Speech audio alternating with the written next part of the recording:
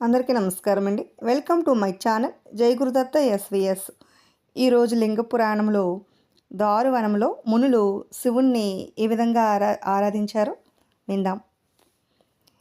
బ్రహ్మ దగ్గర ఉపదేశాన్ని పొందిన మునులు దారువనమునకు చేరుకున్నారన్నమాట.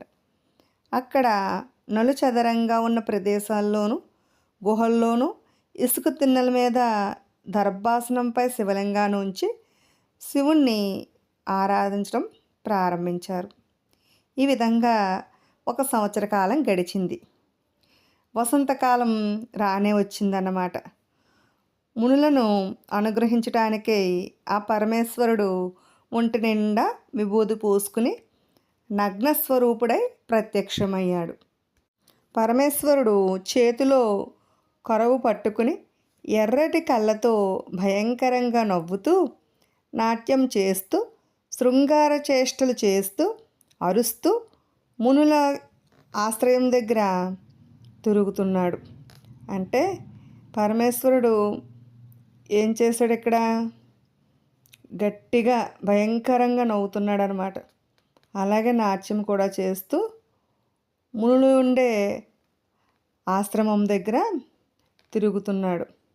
ఈ విధంగా శివుడు ఎంత విసిగిస్తున్న మునులు మాత్రం విసుక్కోకుండా ఆ పరమేశ్వరుని పాదాలు కడుగుతూ గంధం, అక్షతలు, భస్మంతో ఈశ్వరుని పూజిస్తున్నారు.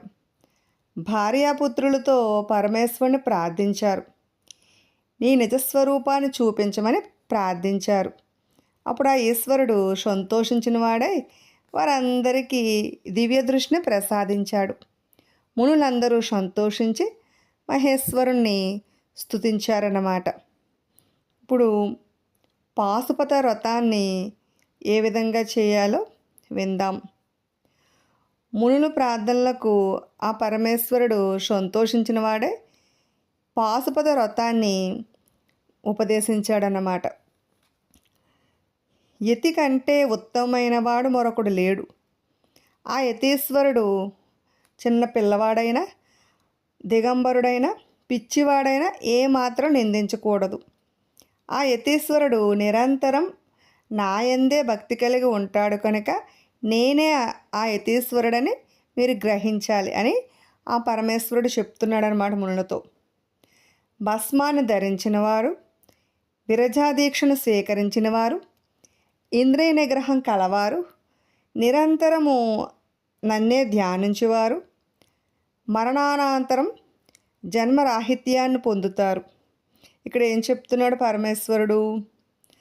విభూతి ధరించిన వారు, అలాగే విరజాదీక్షను తీసుకున్నవారు, ఇంద్రియ నిగ్రహం కలవారు అంటే అరిషడ్వర్గాలైన ఈ కామ, క్రోధ, లోభ, మదమాశ్చర్యాలనే వాటిని నిగ్రహించగలిగేవారు, అలాగే నిరంతరము ఆ పరమేశ్వరుని ధ్యానించేవారు.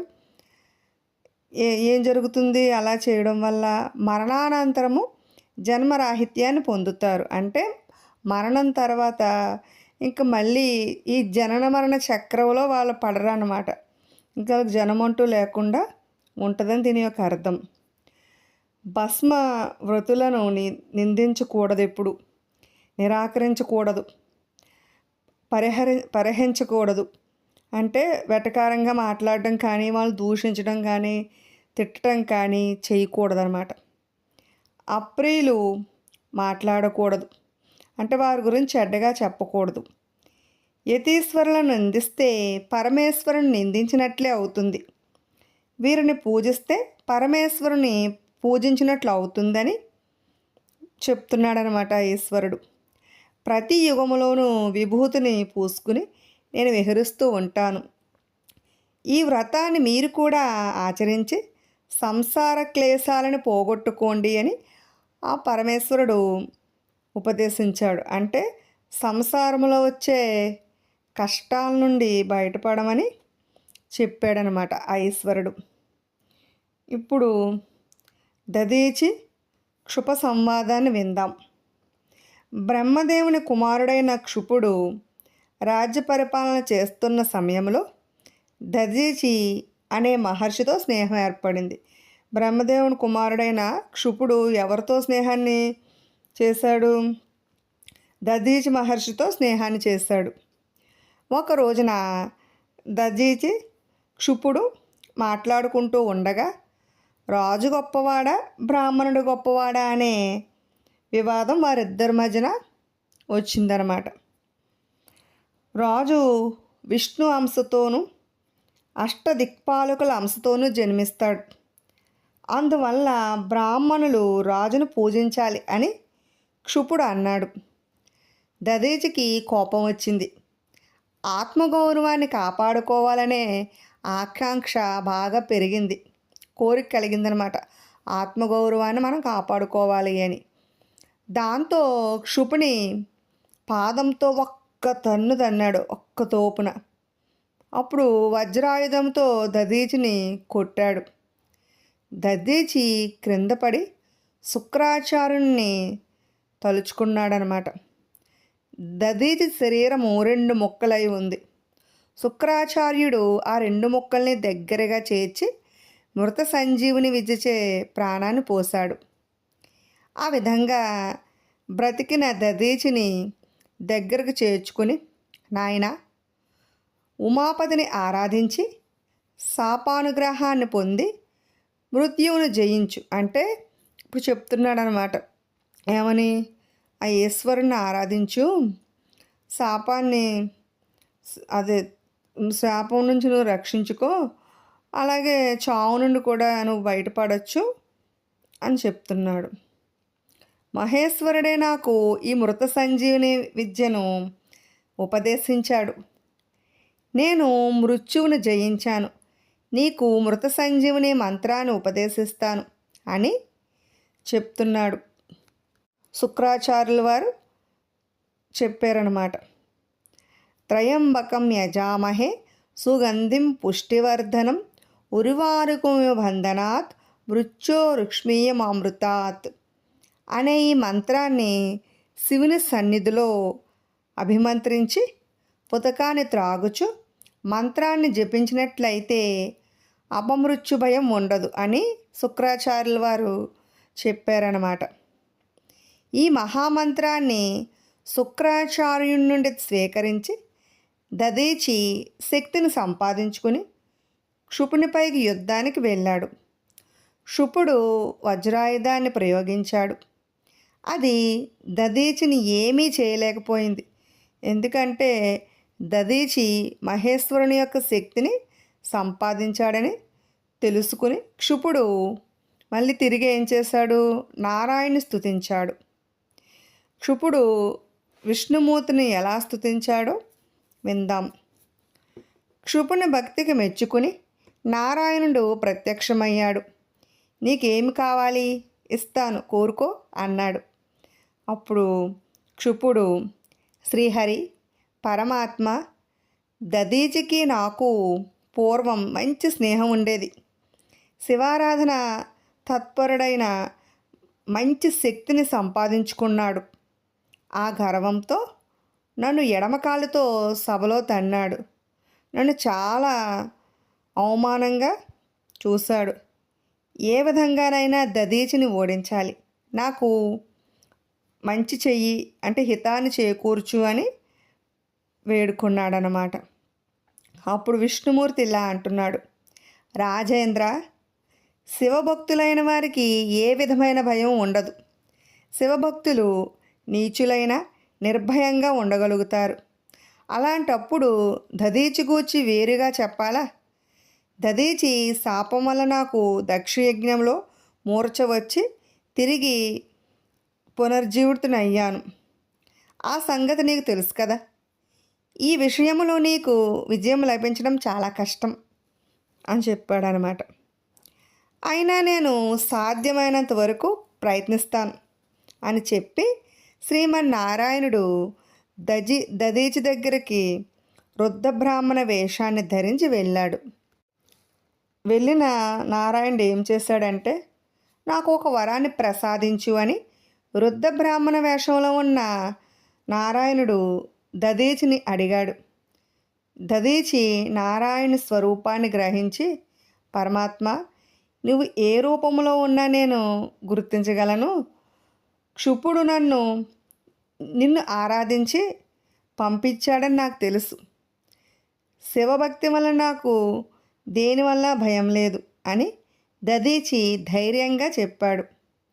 ఆ మాటలు వినగానే నారాయణునికి చాలా కోపం వచ్చేసింది. తన నిజస్వరూపాన్ని చూపించి, దధీచి, నీ శక్తి తెలుసు, అయినా నీవు సభలో క్షుపుని ఉద్దేశించి నీ వల్ల భయపడుతున్నాడు అని ఒక్కసారి చెప్పు అని నారాయణుడు దధీచిని అడిగాడు. నేను శివానుగ్రహం వలన శక్తివంతుడని అయ్యాను, నాకు భయం ఉందని ఎలా చెబుతాను అన్నాడు క్షుపుడు. వెంటనే నారాయణుడికి కోపం వచ్చి దధీచిపై సుదర్శన చక్రాన్ని ప్రయోగించాడన్నమాట. ఆ సుదర్శన చక్రం బయలుదేరి ముందుగా క్షుపుణ్ణి సంహరించింది. అది చూసి దధీచి నవ్వి, నారాయణ, ఈ సుదర్శనం కూడా మహేశ్వరుడిచ్చినదే కదా, దీనితో నన్ను సంహరించలేవు అన్నాడు. ఇంకా నారాయణుడికి ఇంకా మరింత కోపం వచ్చేసి ఏం చేశాడు, దధీచిపై అస్త్రాలను ప్రయోగించాడు.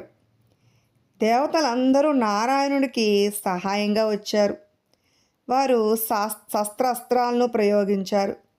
దధీచిపై అవి ఏమీ పనిచేయలేదు.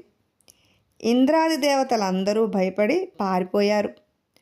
నారాయణుడు తన శరీరం నుండి తనతో సమానమైన గణాలను సృష్టించి దధీచి మీదకి పంపించాడు. ఆ గణాలు దధీచిని ఓడించాయి. తరువాత శ్రీమన్నారాయణుడు తన విశ్వరూపాన్ని ప్రదర్శించాడు. అందులో కోట్లాది గణాలు బ్రహ్మాండం కనిపించాయి. విశ్వరూప సందర్శనములో కోట్ల కొలది గణాలు మొత్తం బ్రహ్మాండాలన్నీ కనిపించాయన్నమాట. దధీచి విష్ణుమూర్తిని అభిషేకించాడు. దేవా, నీ మాయను విడిచిపెట్టి నాతో పోరాడు అని దధీచి నారాయణుడి కోరుకున్నాడు. నారాయణుడు తనలో బ్రహ్మ, రుద్ర, నారాయణ రూపాలను చూసే శక్తి దధీచికి ప్రసాదించాడు. శ్రీమన్నారాయణుడు దధీచికి మొక్కి వైకుంఠానికి తిరిగి వెళ్ళిపోయాడు. క్షుపుడు దధీచి శక్తిని గ్రహించి, నేను పొరపాటు చేశాను, నా అపరాధాలు క్షమించు అని దధీచిని ప్రార్థించాడు. దధీచి ప్రసన్నుడయ్యాడు. దేవతలారా, మీరందరూ దక్ష ప్రజాపతి యజ్ఞంలో శివుని యొక్క కోపాగ్ని వల్ల దగ్ధమైపోతారు అని శపించాడు. మహారాజా, ఇప్పటికైనా గ్రహించావా, బ్రాహ్మణులే పూజనీయులు అని చెప్పి దధీచి తన ఆశ్రమానికి వెళ్ళిపోయాడు. ఇప్పుడు నందికేశ్వరుని యొక్క కథను విందాం. భక్తాగ్రగణ్య, నీవు శివుని సన్నిధిని ఎలా స్థానం సంపాదించగలిగావు అని సనత్కుమారుడు నందీశ్వరుని అడిగాడన్నమాట. అప్పుడు నందీశ్వరుడు తన యొక్క కథను ఈ విధంగా వివరించాడు. నా తండ్రి అయిన శిలాదుడు సంతానం కోసం చాలా కాలం కఠినమైన తపస్సు చేశాడు. అప్పుడు ఇంద్రుడు ప్రత్యక్షమై, నీకు కావలసిన వరాన్ని కోరుకో అన్నాడు. దేవా, అయోని సంభవుడైన కుమారుని మృత్యు లేకుండా ప్రసాదించలేదు అని ప్రార్థించాడు. అప్పుడు శిలాద, యోని సంభవుడు మృత్యువు కలిగిన కుమారుణ్ణి ప్రసాదిస్తాను. బ్రహ్మ కూడా మరణం లేని వారిని ప్రసాదించలేడు. బ్రహ్మ కూడా విష్ణుమూర్తి నాభీకమలం నుండి జన్మించాడు. అందువల్ల ఎప్పటికైనా మరణం తప్పదు అని ఇంద్రుడు శిలాదునికి చెప్పాడు. అప్పుడు శిలాదుడు, దేవేంద్ర, నాకు మృత్యువులేని కుమారుడే కావాలి. బ్రహ్మాండం నుండి ఉద్భవించాడని నారదుడు చెప్పగా విన్నాను. మరొక అనుమానం కూడా ఉంది. బ్రహ్మదేవుని కుమారుడు దక్ష ప్రజాపతి, అతని కుమార్తె దాక్షాయిని. బ్రహ్మదేవుడు దాక్షాయిని కుమారుడు ఎలా అవుతాడు? ఈ సందేహం తీర్చు అని శిలాదుడు అడుగగా ఇంద్రుడి విధంగా చెప్పడం ప్రారంభించాడు. మహేశ్వరుని యొక్క మహిమలు విష్ణువు బ్రహ్మకు ఏ విధముగా చెప్పారో విందాం. మేఘవాహనము అనే కల్పములో విష్ణువు మేఘమై మహేశ్వరుని మోసాడు. మేఘవాహనం అనే కల్పంలో విష్ణుమూర్తి ఏం చేస్తాడు? మేఘమయ్యే ఆ మహేశ్వరుని మోసాడనమాట. పరమశివుడు విష్ణు సేవకు మెచ్చుకొని బ్రహ్మతో కలిసి చరాచర సృష్టిని చేసే సామర్థ్యాన్ని వారికి కల్పించాడు. అప్పుడు బ్రహ్మ మహేశ్వరుని ప్రార్థించి జగత్తు సృష్టికర్తృత్వాన్ని తాను పొందుతాడు. తర్వాత మహాప్రళయం వచ్చింది. ఆ సమయంలో బ్రహ్మ నారాయణ్ణి మృంగేసి అతను కొనుబొమ్మల మధ్యస్థానం నుండి నారాయణ్ణి తిరిగి సృష్టిస్తాడు. అదే సమయంలోనే పరమేశ్వరుడు అక్కడికి వచ్చాడు. శ్రీహరి బ్రహ్మలు మహేశ్వరుణ్ణి స్తుతించారు.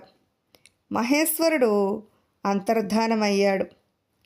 తర్వాత విష్ణువు మహేశ్వరుని మహిమలను బ్రహ్మకు ఈ విధంగా చెప్పాడనమాట. శంకరుడు మనిద్దరికీ ప్రభువు.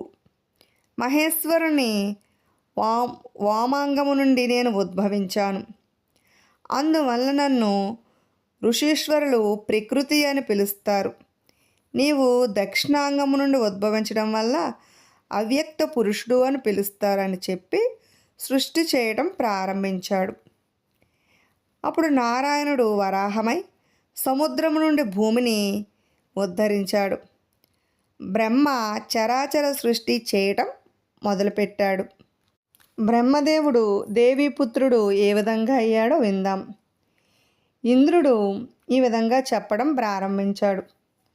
బ్రహ్మదేవుడు 1000 మహాయుగాలు గడిచాక తిరిగి ప్రజలను సృష్టించడం ప్రారంభించాడు. బ్రహ్మ ఆయుష్ 2 పదార్థాలతో ముగిసిన తర్వాత తిరిగి ప్రళయం వచ్చింది. ఆ సమయంలో పంచభూతాలు శివునిలో కలిసిపోయాయి. శివుడు తిరిగి సృష్టి చేయటం ప్రారంభించాడు. బ్రహ్మను మొదట సృష్టించాడు. అతనికి వేదాలు చెప్పాడు. స్త్రీ పురుష భేదములతో సృష్టి చేయమని చెప్పాడు. ఈ విధంగా ఈ విషయము స్పష్టంగా తెలియడానికి పరమేశ్వరుడు అర్ధనారీశ్వర రూపంలో సాక్షాత్కరించాడనమాట. ఆ అర్ధనారీశ్వర రూపమును చూసి తనకు కుమార్తెగా జన్మించమని బ్రహ్మదేవుడు శివుణ్ణి ప్రార్థించాడు. అతని ప్రార్థనను మన్నించి బ్రహ్మ లలాటం నుండి పరమేశ్వరుడు ఆవిర్భవించాడు. తరువాత శివుడు తన అర్ధభాగమైన శక్తిని అనుభవించి నారాయణ్ణి పాశుపతాస్త్రాన్ని పుట్టించాడు. శిలాద దేవదేవుడైన పరమేశ్వరుడు ప్రత్యక్షమైనట్లయితే నీకు అయోనిజుడైన కుమారుడు జన్మిస్తాడు. నేను గాని శ్రీహరి బ్రహ్మలు కానీ ఏమీ చేయలేము అని చెప్పి ఇంద్రుడు ఐరావతానెక్కి స్వర్గానికి వెళ్ళిపోయాడు. శిలాదుడు ఏ విధంగా తపస్సును ఆచరించాడో ఇప్పుడు విందాం. శిలాదుడు శివుని గూర్చి తపస్సు చేయటం ప్రారంభించాడు. ఆ తపస్సు 1000 దేవతా సంవత్సరాలు గడిచిపోయాయి. శిలాదుని చుట్టూ పుట్టలు పెరిగాయి. క్రిమికీటకాలు శరీరాన్ని తినేస్తున్నాయి కూడా. చివరికి ఎముకలు మాత్రం మిగిలాయి. అలాంటి సమయంలో శివుడు ఉమాదేవి శివగణాలతో కలిసి ప్రత్యక్షమయ్యాడు. శిలాదుడు నమస్కరించి నాకు అయోనిజుడైన కుమారుడు కావాలి, అతనికి మృత్యు ఉండకూడదు అని ప్రార్థించాడు. పూర్వం బ్రహ్మదేవుడు నా గురించి తపస్సు చేసి ఒకానొక అవతార పురుషునిగా జన్మించమని ప్రార్థించాడు. ఆ కోరిక నీ ద్వారా తీరుతుందని వరవిచ్చిన పరమేశ్వరుడు అంతర్ధానమయ్యాడు. తరువాత శిలాదుడు యజ్ఞం చేయటానికి భూమిని దున్నుతున్నాడు. ఆ భూమి నుండి నంది ఆవిర్భవించింది. నందీశ్వరుడు ఆ సమయంలో మధ్యాహ్నం సూర్యుని వలె ఉన్నాడు. 3 కన్నులు 4 చేతులు ఉన్నాయి. జడలు ధరించి ఉన్నాడు. కిరీటం ఉన్నది. ఒక చేతిలో గద, మరొక చేతిలో త్రిశూలము ఉంది. వజ్రం లాంటి కూరలున్నాయి. ఆ బాలుని చూడడానికి ఇంద్రాది దేవతలు అందరూ వచ్చి నందిని స్తుతించారు. హే భగవాన్, నీవు నాకు కుమారుడిగా అవతరించావు. నేను నిన్ను కుమారునిగా భావించి మాట్లాడిన మాటల్లోని దోషాలను పరిహరించు. అందరికీ నీవు ఆనందాన్ని కలిగిస్తున్నావు కనుక నిన్ను నంది అని పిలుచుకుంటానని, నీ జన్మ వల్ల నా వంశం పావనమైందని ప్రార్థించాడు. నంది దైవాంశాన్ని విడిచిపెట్టి మానవ రూపాన్ని పొంది ఆశ్రమానికి చేరాడు. శిలాదుడు నందికి జాతక కర్మాది సంస్కారాలన్నీ చేశాడు. ఉపనయనం కూడా చేశాడు. ఒక రోజున మునీశ్వరులు వచ్చి నందీశ్వరుని జాతకం పరిశీలించి, శిలాద, నంది 1 సంవత్సరం కంటే ఎక్కువ బ్రతకడు అని చెప్పారు. ఆ మాటలు వింటూనే శిలాదుడు పెద్దగా ఏడుస్తూ స్పృహ కోల్పోయి పడిపోయాడు. శిలాదుడు అతని తండ్రి సాలాంకాయనుడు మూర్ఛపోయి శవాల్లాగా పడి ఉన్నారు. నంది పరమేశ్వరుణ్ణి త్రయంబకునిగా ధ్యానించి త్రయంబక మంత్రాన్ని చదువుతూ రుద్రాధ్యాయాన్ని చదువుతూ పరమేశ్వరుని ధ్యానించాడు. పరమేశ్వరుడు ప్రత్యక్షమై ఇలా అన్నాడు, నాయనా, నీకు మృత్యుభయం ఎందుకు? ఎక్కడిది? నిన్ను రక్షించడానికి మిత్రావరులను పంపించాను.